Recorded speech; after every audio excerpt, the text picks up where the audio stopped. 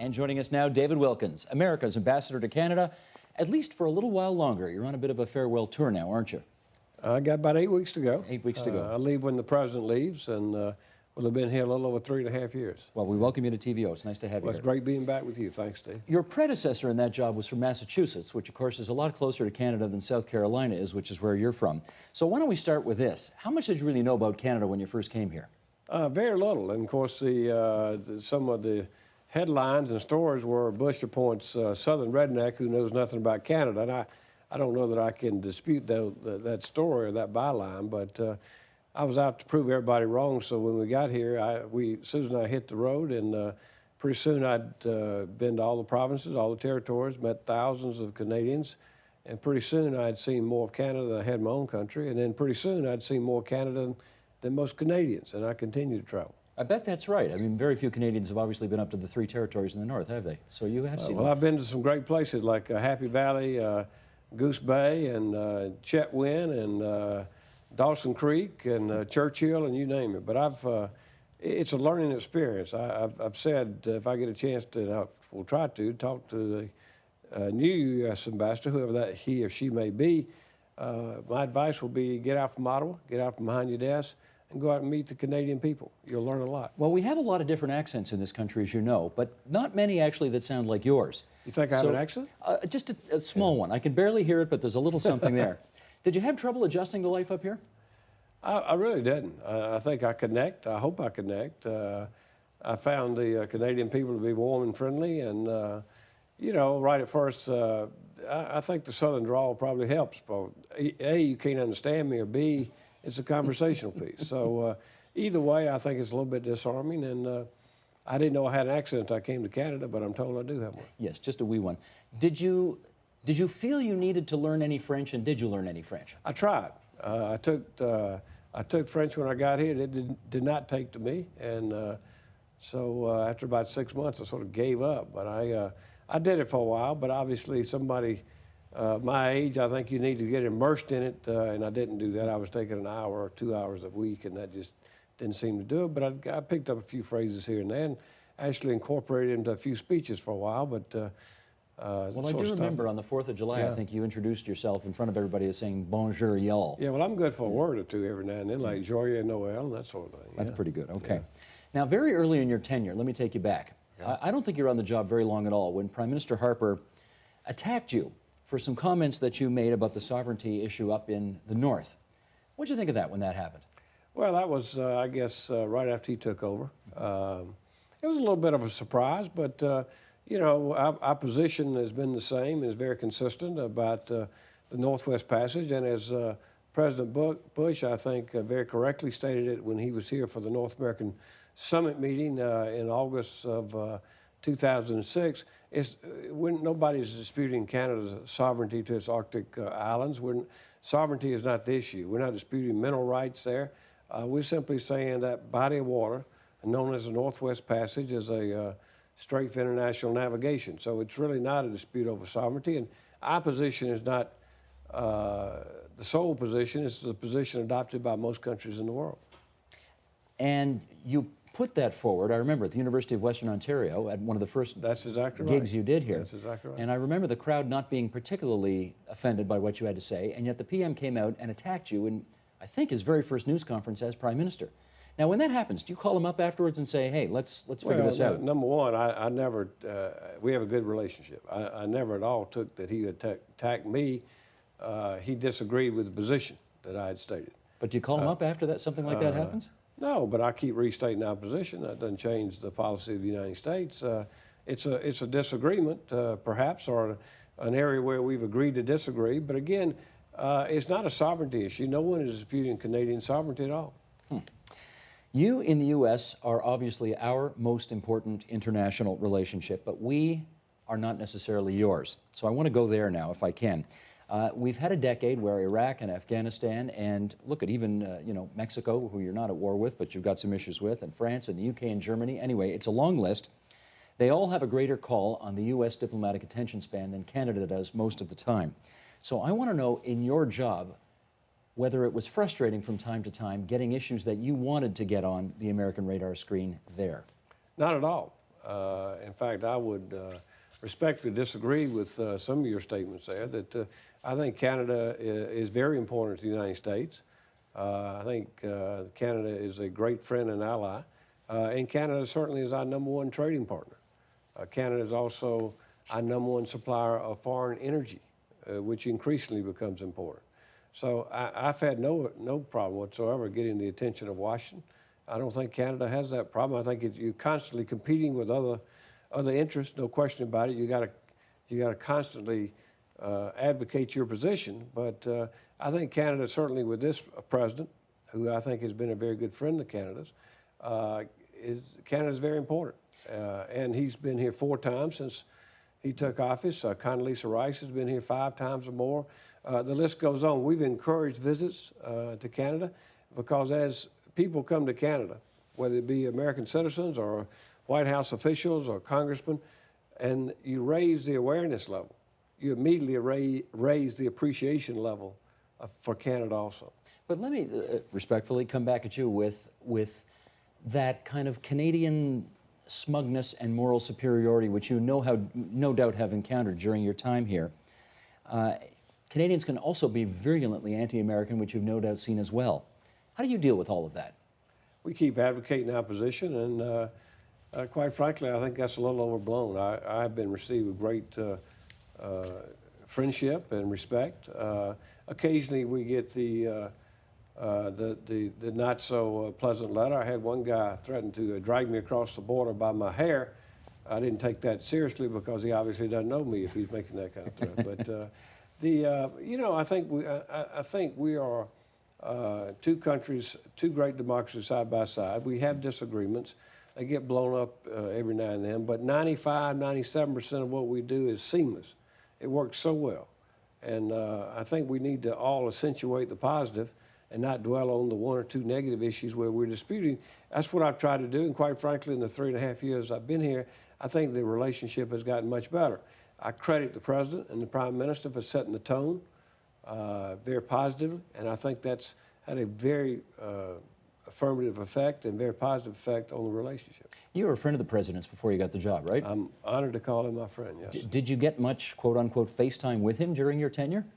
I mean, do you actually get to talk to him or see him well, sure. while you're here? We'll be seeing him at the White House for Christmas get-together before Christmas. And you know, when he's come to Canada, we obviously spent the time together. We've had the North American Leaders Meeting in Mexico or in New Orleans this past spring. We were together, and when the Prime Minister first went to Washington in July of '06 to meet the President, of course we were right there too. So we've had some good discussions, and not only with the President, but other important figures in the White House, and certainly in Congress as well.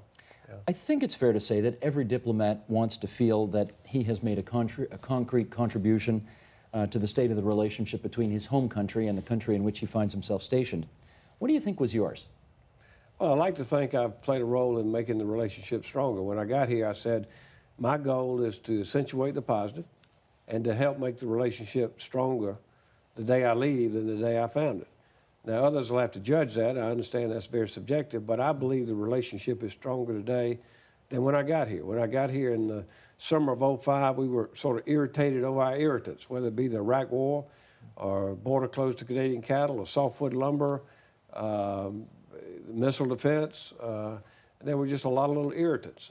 Those are resolved now. Those are behind us.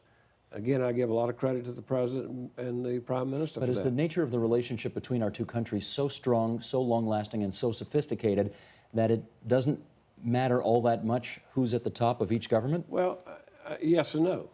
I think the relationship, because of the partnerships, the business relationships, the marriages, all those things, it can withstand and keep the relationship strong no matter who's in power, or the party in power, or the politics of the day. But I do think the tone at the top matters. And I think this President and this Prime Minister has set a positive tone and concentrated on fixing the problem rather than fixing the blame. And I think that's been good for the relationship. Okay, as you well know, because you've seen the polls and I've seen the polls, I think if the election were held in Canada instead of in the United States, Barack Obama would have defeated John McCain something like 70% to 19%. I think it was I mean, we're a pretty big blue state up here. Do you want to disabuse us of the notion that Canadian-American relations are now going to be better with Obama there instead of Bush? Well, every day we want the relationship to get better.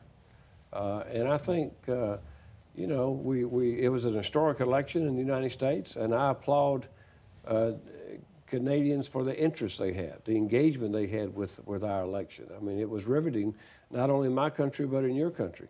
And I think we all want President-elect Obama to be very successful. Americans want him to be successful. I think Canadians do, and I think the world does. Of course, during the campaign, you know, President-elect Obama, you know, said some pretty nasty things about NAFTA, wanting to renegotiate it, reopen it, which got a lot of people in Canada concerned. Do you think Canadians understand that even though they like Democrats better, clearly, it's not always in their own national interest to have a lot of Democrats in the United States in government? Well, I wouldn't begin to tell Canadians what they do understand. Oh, you're on the way out. Go ahead. Doesn't matter now. You can say whatever you want now. But I will say this, you know, right now the Democrats had a very successful election year. You got increase in number of Democrats in the House and increase in the Senate, and now President-elect Obama getting ready to be sworn in and enter into the White House. And so for only the 10th time in our history has the same party control the White House and both bodies of Congress. We're a country that generally believes in separation of powers there. And usually you might have the presidency in one party and the Congress in another. But, and so you may hear more rhetoric on protectionism. But again, I think I would point to the APEC meeting and also the G-Summit meeting where the world leaders basically ditched protectionism and said there'll not be any protective trade barriers put up at least for a year. I think that's positive. And I think it's also important to remind everyone that President Bush has been a good friend to Canada and has been very much a pro-NAFTA, pro-free trader. You're a Republican, as we've already pointed out. Do you think the American people made a mistake in picking Obama? I'm a diplomat. I applaud President-elect Obama for the campaign he won, and we all Americans wish him the very best and every success in his new position. You're from South Carolina. Your sister state, North Carolina, went blue. How shocked were you to see that on election night? Well, it's not normal for North Carolina in the last, couple of elections. They've always gone for the Republican nominee, but you go back 20 or more years, and they certainly have done that. So again, times change and things go in cycles, and North Carolina went Republican the last 2 times. I think 3 or 4 times before that they went Democrat. So I don't know that shock would be the right word, but it certainly is varying a little bit from the more recent pattern. Yeah. Let me ask you about the president's legacy. You said he's been a friend to Canada. How do you think people up here are going to remember George Bush's 8 years in office? Well, again, that's up to Canadians. I think history's going to be kind to President Bush. He, in a beautiful September morning in 2001, his presidency was changed. He at that time vowed that he would protect North America, protect American citizens, and he's been true to his word. He has been a friend of Canada. He was a proponent of opening the border to Canadian cattle as soon as possible, not only publicly, but in the court action that pursued in my country. He's, as a governor of a border state, he advocated a common sense approach to the implementation of the security issues and security measures on the border, including the WHTI and the passport issue.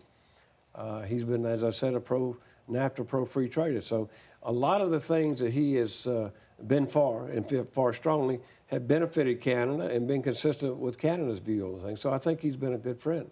And I think history will be very kind, much kinder to him than the present-day historians. Did it trouble you when a Liberal member of Parliament said, "Those damned Americans, I hate them all," and when one of the former Prime Minister's assistants referred to Bush as a moron? Well, again, that occurred prior to my watch, prior to my coming. But as an American, do I like that? I think that's healthy for the relationship? Absolutely not. That really that sort of immature action has no role in this mature relationship and trying to further the relationship and move the relationship even to a higher level and a stronger level. obviously comments like that do not help. Okay, let me ask you about the Republican Party, which at the moment appears to be in a whole heap of trouble. Maybe you disagree, but humor me with the premise, and then we'll go from there. The base has gotten narrower. Its competence to govern has been, put in question by many. In many cases, you've got governors and congressmen and backroom officials who, simply were corrupt. Never mind incompetent, but they were corrupt as well. I suspect you've thought about this question over the years. What do you think the way back is for the grand old party? Well, again, let me respectfully dissent to some of your assumptions and your question. And let me tell you that if you ever give up your present occupation, you might want to go into cross-examination in the courtroom because you're very good at asking leading questions. I'm not sure that's a compliment, but anyway, asking keep leading going. questions. That's a very good leading question, one I don't agree with. But I'm a diplomat. I'm an ambassador. I'm not a political analyst. I do point out to you that things move in cycles in my country. Right after Watergate, Jimmy Carter had a resounding victory, and Democrats did quite well. And then 4 years later, Ronald Reagan won. And so you can point Republican and Democrat times where you might have a big sweep, and then 4 years later, things change. So, I think we just have to wait and see. Again, we all wish President-elect Obama every success in his new job, and we want America to succeed, and we want him to succeed. And I think Canada wants that, and I think the world wants that. Okay, in our remaining moments, let me ask you a little bit about you then. What are you going to do now? Susan, I'll be going back to South Carolina, to our home there, with my two sons and their wives, and my twin 5-month-old grandbabies live. Congratulations. And my background is legal and political, as you know, and I will most likely go back into the legal profession and go with a firm there. And I hope I stay connected to Canada. I'll very much, we've become Canada's biggest fans up here. So we hope we get back for various reasons, and we want to stay connected. Would you come back in the winter again? Well, I prefer the summer, but I mean, I'll come back whenever, but because now that you don't have to be here in the winter, you got to ask, would you come here in the winter? I enjoy the summer more than I do the winter up here. Yeah. We've tried to be like Canadians and embrace it. We've had some success with that, but not completely. Do you think your political career is over? I think probably as an elected official it might well be, but I'm never going to say never. But I was on the ballot 13 times. I want to stay involved. I'm a political junkie. I love politics. And whether I'm actually in the arena as an elected official or on the ballot or whether on the sidelines, I certainly hope to stay involved in politics and in government. Do you have an enduring image of this country that you're going to take back to South Carolina? Well, the image is from the memories and, the special moments. And that's visiting your Canadian troops in Kandahar last Christmas and being out at a forward operating base and spending the night out there and serving breakfast with them. That's an enduring memory I have. Saying goodbye to 1,000 sailors in the port of Halifax on their way to help victims of Hurricane Katrina, or meeting the Vancouver Rescue Squad as they came back dirty and sunburned and tired from picking 119 Americans off treetops in a little parish called St. Bernard outside of New Orleans. I mean, those are the real enduring memories that really epitomize the friendship and the depth of the relationship that I'll always have and will take back with me. One last thing, Ambassador. You know your predecessor had a nickname that Bush gave him. Pablo Salute, she called him. Does he have a nickname for you? Well, I wouldn't tell you if he did, but, Oh, now you've got me even more curious. Yeah, well, last time I saw him, he called me Ambassador, so we'll leave it at that. Okay, well, I can call you that one, too. Yeah. Mr. Ambassador, it's been good of you to spend so much time with us tonight. Thanks so much. Thanks very, very much.